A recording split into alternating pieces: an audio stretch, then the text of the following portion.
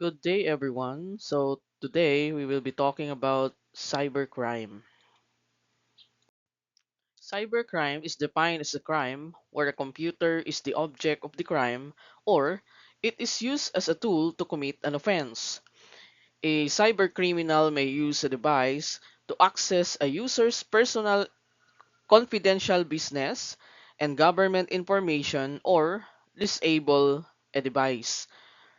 It is also the intentional exploitation of computer networks, systems, and technology dependent enterprises. There are three major categories of cybercrime. We have property, individual, and government. For property, a hacker illegally obtains an individual's bank or credit card details, gaining access to funds, making online purchases, or conducting phishing scams using malicious software to access confidential information.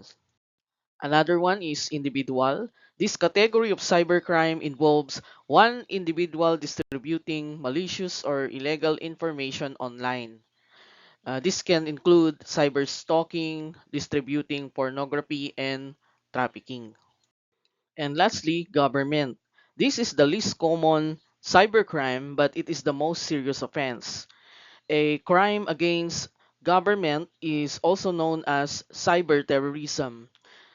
Government cybercrime includes hacking government websites, military websites, or distributing propaganda. So these criminals are usually terrorists or enemy governments or enemy of the government or the other nation. Computer as a weapon. When we say computer as a weapon, it is the traditional use of computer to commit crime in relation to cybercrime. So we have hacking or cracking. It refers to unauthorized access into or interference in a computer system or server or information and communication system. Another one, a computer virus. It is a malicious code or program designed to spread from one computer to another, causing damage to data and system operation. Next, denial of service or the DOS. It is an attack designed to disable, shut down, or disrupt a network, website, or service. So typically, a malware is used to interrupt or inhibit the normal flow of data into and out of a system such that in a short period of time, the target is rendered useless. Next, web defacement. It is an attack which malicious parties penetrate the website and replace content on the site with their own messages. Next, malicious email sending, or this what we call virus.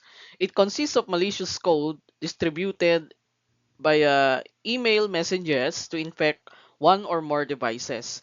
So this malicious code can be activated in numerous ways when the email recipient clicks on an infected link within the message, opens an infected attachment, or interacts with the message in some other way. Internet pornography, the trafficking, distribution, posting, and dissemination of obscene material, including children's nude pictures, indecent exposure, and child sex slavery posted into the internet, live streaming, videos aired through the internet under a certain fee. Online fraud involves using online services and software with access to the internet to defraud or take advantage of the victims. The famous viruses and worms, the I Love You virus by Onel de Guzman, dated May 4, 2000, a Filipino computer science student. Next, Internet Worm by Robert Morris. It is known as the world famous worm. It is because it almost brought development of internet to a complete halt. And Melissa virus by David Smith. So he has sentenced 20 months of imprisonment. And Miss Blaster Worm. So attacks the microscope windows. Types of cybercrimes: distributed denial of service attacks, A cybercrime in which the attacker floods a server with internet traffic to prevent users from accessing connected online services and sites. Another one, we have bootnets. If we say bootnets, it is a network of computers infected by malware that are under the control of a single attacking party. The single attacking party is known as the boot herder. Identity theft, a crime in which an attacker uses fraud or deception to obtain personal or sensitive information from a victim and misuses it to act in a victim's name. So usually, perpetrators of such crime are motivated by their own economic gain. Cyberstalking, it is when a cybercriminal uses email, direct messaging, or other electronic means to harass, scare, or threaten someone with physical harm. So it takes different forms, which includes the following: tracking someone's online activity or physical location, stealing someone's identity for financial gain.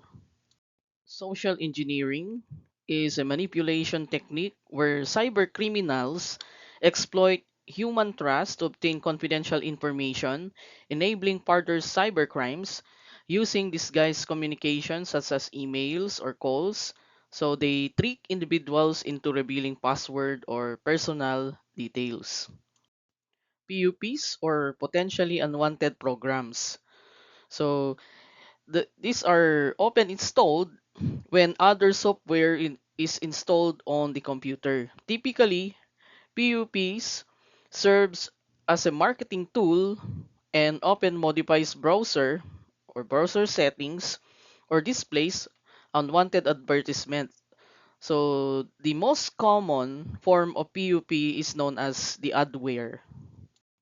Phishing refers to an attempt to steal sensitive information, typically includes the form of uh, usernames, passwords, credit card numbers, bank account information, or other important data in order to utilize or sell the stolen information. Prohibited or illegal content. It refers to content that ranges from the most seriously harmful materials, such as images and videos showing the sexual abuse of children or acts of terrorism, through to content that should not be accessed by children, such as simulated sexual activity, uh, detailed nudity, or high impact violence.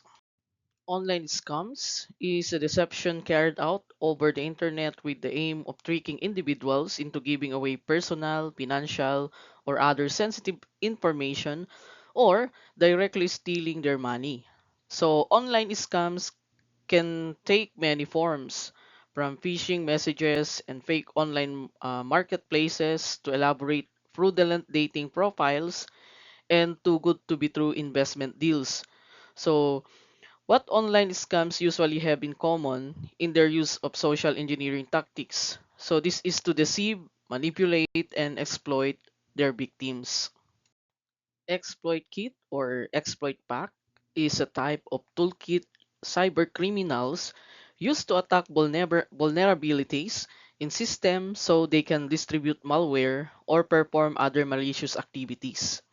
So exploit kits are packaged with exploits that can target commonly installed software such as Adobe Flash, JavaScript, Microsoft Silverlight.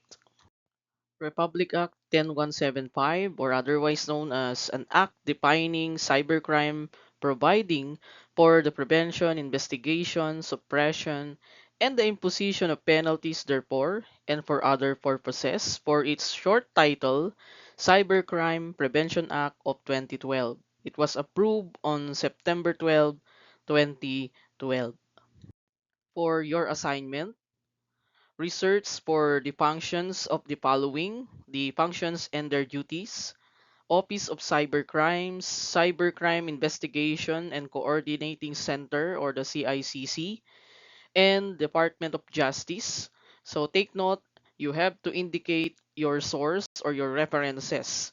So you must have to indicate only the functions or the rules of DOJ with regards to cybercrime. So cybercrimes, various types of offending behavior directed against computer systems, network, or data, or crimes committed with the use of information technology where computer networks, internet is the target, and where the internet is the place of activity. So we have Republic Act 8792, known as Electronic Commerce Act, RA 8484, Access Device Act, and RA 10175, the Cybercrime Prevention Act of 2012. The Department of Justice categorizes computer crime in three ways. One, we have the computer as a target, attacking the computer of others, or spreading viruses is an example. Another one is the computer as weapon, using a computer to commit traditional crime that we see in physical world such as fraud or illegal gambling, and the computer as an accessory, or using a computer as a fancy filing cabinet to store illegal or stolen information. That ends our topic. Just read on the functions of PCTC that will be included also in your exam. Thank you.